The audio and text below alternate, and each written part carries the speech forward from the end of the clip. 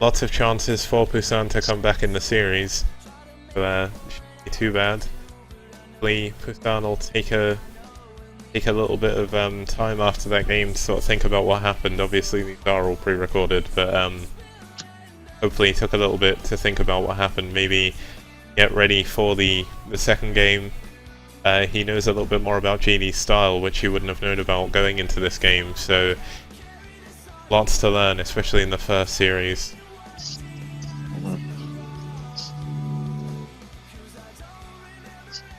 And what we'll do is we'll head straight into the second game, which is actually on match point. I'll just throw up the match point map stats. Once again, in the STPL, we don't actually have any actual stats for ZVP on this map, which is quite unfortunate. But quite a popular map for quite a while. I know a lot of Zergs and Protoss players who don't like playing on it, so I'm not too sure how PvZ will play out on this, but I imagine it'll be pretty good for the Zerg anyway. Not too sure about Protoss. Maybe you can sort of expand on that a little bit. I would say that in general, two-player maps are better for Protoss than they are for Zerg, but this map in particular is good for Zerg, and it's shown in the statistics. Zerg having 141 wins to 103 losses on this map in the Korean leagues. If I were to hypothesize as to why that is, I would say that first of all, it's hard to the wall-in on this map isn't very, I would say, it's not very convenient. It's not a fighting spirit type wall-in where you have a very great spread of cannons. Hydra Bust is pretty popular on this map as a result.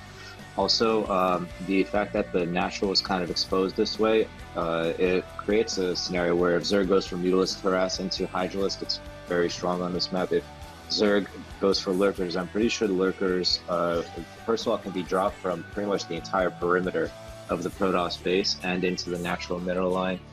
Other than that, pretty wide open map. It's very easy to flank. Not a lot of places I can see where the Protoss can really hold down a third base very easily. And meanwhile, the Zerg, generally because of the fact that they expand so much, they can take 4 bases relatively quickly, and their more mobile army is quick to defend on all sides. Yeah, so I've rehosted the second replay game, and one thing I'd like to point out as well is, well, I suppose I've already done this, but this is the second set. Well, it's the first set of today. It's the second game, match point. First match point of today as well. There is another series coming up after this.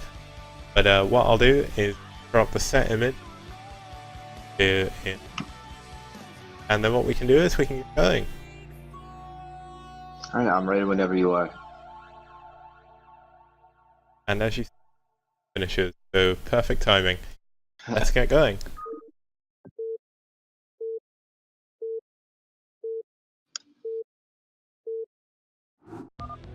Alright, in the top right, we have Jaedong, the teal Zerg. And in the bottom left, we have Pusan, the blue Protoss.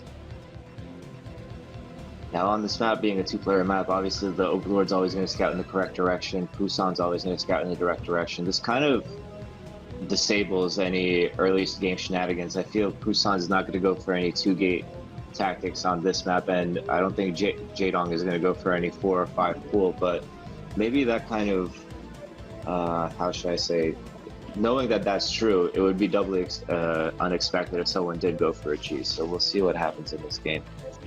Yeah, because I mean, one thing that these players may have learned, I know from my own personal experience, two-player maps are, especially on ladder,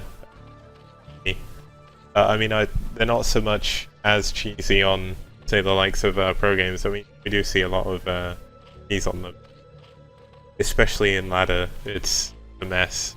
Like, you really, like, maps like Matchpoint especially, you really need to know how to defend against cheese to be safe. If you don't, you'll get eaten alive on ladder.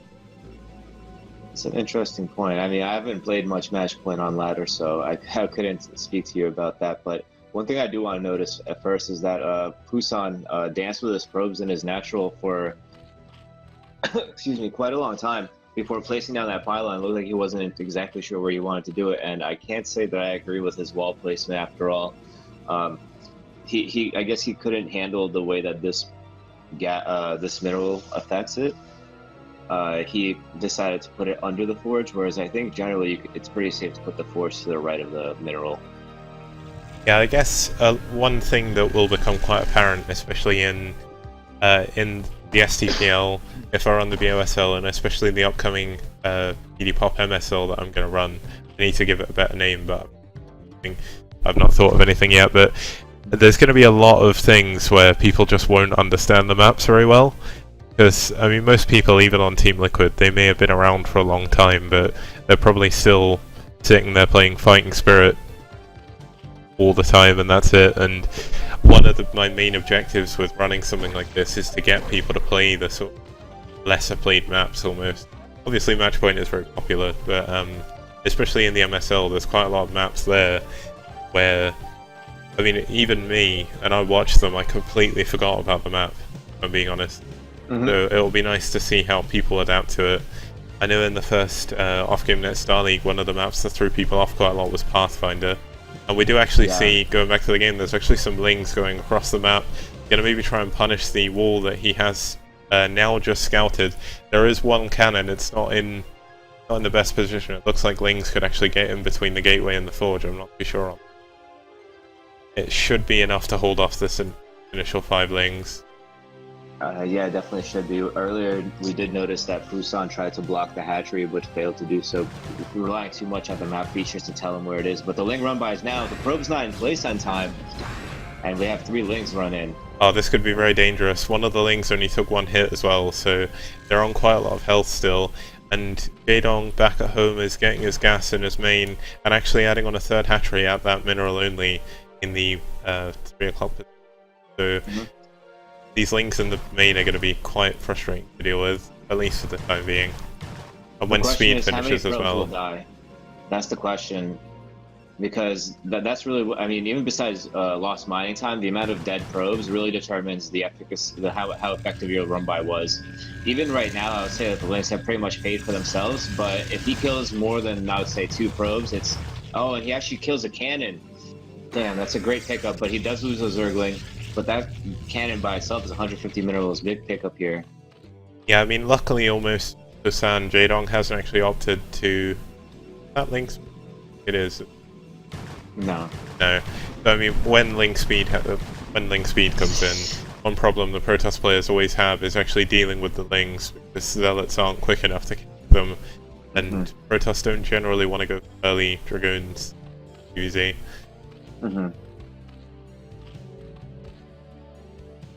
This cannon is going to prevent any future harass from happening inside the main base, but you have to think that after spending 150 minerals on the first cannon, 150 on the second cannon, his build is currently behind by now, and he's actually still attacking the simulator, showing that the cannon wasn't as well placed as it could have been.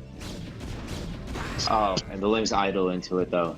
Yeah, that was quite unfortunate for JD there, but one thing Pusan got, I wouldn't say the cannon position was all that bad, because it's sort of an awkward position to defend. At the top of the gas is always going to be hard to cover with the cannon, and if you cover up there, then it's very possible the pylon at the bottom could have been as well. So it's a bit of an unfortunate position to really be in to have lings in your base, but Pusan's build is going to be a little bit further behind than he wants it to be, but as long as he stabilizes properly, keeps building probes, and sort of macros up, he'll be able to go into the mid game with just a slight disadvantage. Well, that's going to depend on how well he's going to hold this 3-hatch Hydra bust, because that's exactly what we're seeing now. Hydralisk streaming across the map. Probe is somewhat aware of it. He found the 3rd base. He's going to see this Hydralisk now. He's going to know that it's time to be careful. He actually threw down 2 cannons already, so he is quite aware of the fact that these Hydralisks are coming in. The question is, will he be able to hold it in time? Yeah, these Hydras may actually get in before the cannons finish. The Zealots are actually going to move out, and this is a very good move, because if they hadn't moved out, he could have lost another number of cannons again. Another cannon goes down as well, so we do have 6 cannons now at the Protoss Natural. Meanwhile, back in his main base, he's added on his Cybernetics core, and is going up to a Citadel of Adun, so probably going to head up to Zealot leg speed and Storm, which is very, very important to get to hold off a Hydra bust like. Oh my god, and this Overlord gets away with 4 health, I think, taking a series of cannon shots along the way. But it may still die. Oh no, it just got out of range. And here we go, Hydralisk being Hydralisk, actually shooting down the gateway.